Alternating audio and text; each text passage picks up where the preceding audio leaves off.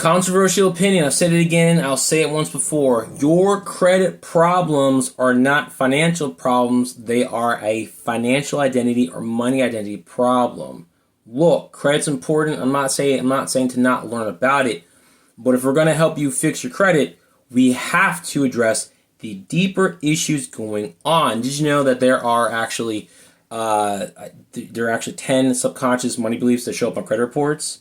You know, if you're bad with late payments, it means that you probably believe you're not good with money, and it also probably means that on a subconscious level or unconscious level, you don't feel like you're good enough. Not only that, but there's other things too as well. So where do we start from here? How do we correct this? How do we start shifting the image or our view about ourselves so this way we can have the good credit that we want? Especially right now with things going on, you want to have better credit. How do you do this? Well, first, let's start with some basic stuff. Number one, you gotta look at your credit report. I don't care where you get it from, whether you use the link that we provide, or you get it from Annual Credit Report.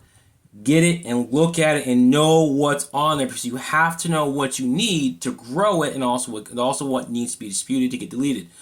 Number two, collections, charge-offs, those have to go. Do not pay those. Also, did you know that when you have those on there, you may be entitled to compensation? Not a joke, because they're under the Fair Credit Reporting Act, accounts have to be reported in a certain way. If they're not, it is in violation of the FCRA, and you may be entitled to compensation. For example, I call this double reporting, and what that looks like is, or double dipping, double reporting. What it looks like is, or what the actual legal term is, when the debt buyer, aka a debt collector, and the original creditor, right, are both reporting a balance on the same account. Now, what that looks like to you is that when you go on your credit report and you see an account that's reporting as a charge-off, okay, no big deal. But then you see the same account on there by debt collector that lists the original creditor, and it's also reporting a balance. They can't report a balance.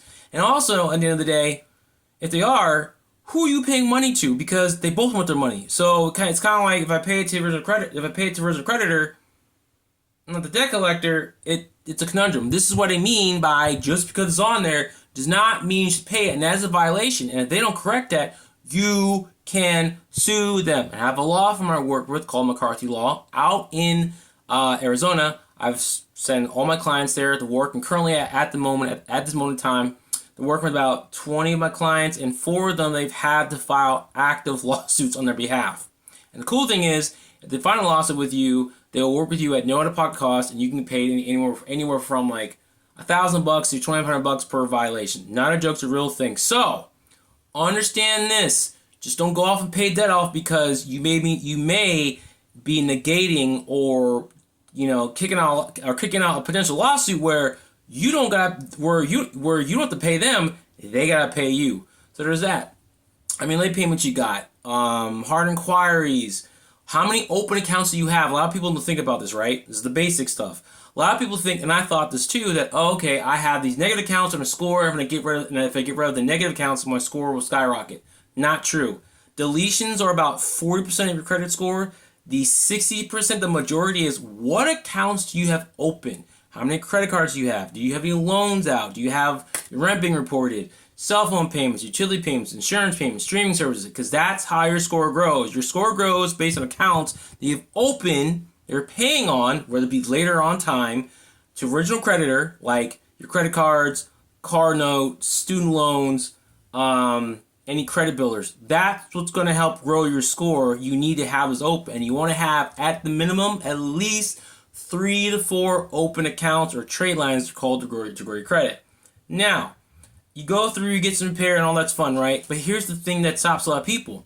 People do get their credit fixed, and yet, a year or two later, they are right back to where they are. And why is it? Well, it's the same thing as why when some people struggle with losing weight, why people, when they do lose it, they gain it back plus some. Why is that? How come you have people that will go bankrupt multiple times?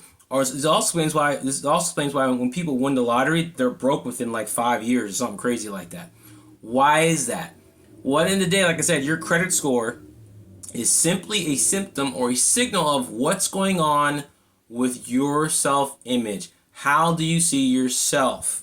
That needs to be corrected because a lot of people don't understand is, hey, if your credit's stopping you from buying a home and you've been renting, the person that is in your mind says your self image, which you're not aware of, your self image is saying we are a renter, we can never ever buy a home. Especially if you come from a family where no one's ever owned a home, you have a belief ingrained in you in self image that says we'll never be a first time home buyer, homeowner.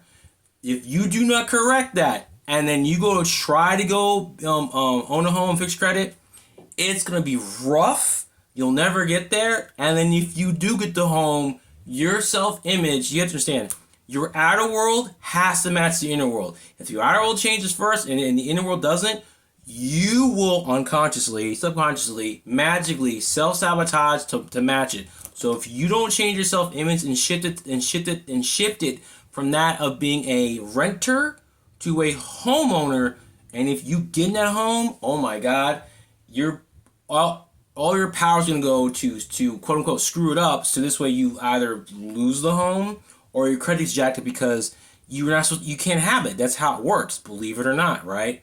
So that's the thing with good credit and keeping it there. It's about maintaining it, not just getting it to a score, getting what you want and forgetting about it and then wondering why you're not having the success financially that you truly desire and deserve. That's what this comes down to. We got to shift that identity, that self-image, that money identity while working on a credit score. So I can give you all the tips all day long about how credit works and what you should do. And I don't mean shit. Because you'll get there and a lot of people, it goes down again because you're not addressing the root causes of what got you there. And that's what we got to do. Like, here's a question to ask yourself. And seriously, ask yourself this question. How do you feel about yourself when it comes to money? Again, how do you feel about yourself when it comes to money? I've asked this question, a lot of people go, I don't feel very good about myself. I feel kind of, yeah. So then you wonder why you're not making the money you want or struggling with money and can't get the credit because of that. We have to address that ultimately. Some people don't want to do that, and that's fine. But if you do, it pays dividends years because if you work on that, even if we're just focused on money, the other areas in your life will improve because it all stems from you. They may appear separate, but they're not. Dead serious. So, I'm done with my rant today. I thank you for listening. Comment below. What are your thoughts on this? Do you think it's a bunch of bullshit? Because not. Because you should all get the book, if I can hold it up here. Psycho-Cybernetics. It talks about your self-image. I'm reading that. Trust me, you work on that. Ultimately, everything else is going to flow a lot easier. So again, comment below what your thoughts are. And if you'd like help on fixing your credit while we work on your self-image, your money identity, book a call with me in the description. And the link will be in the comments at speakwithmatt.info. And we'll go from there. Love y'all. Peace.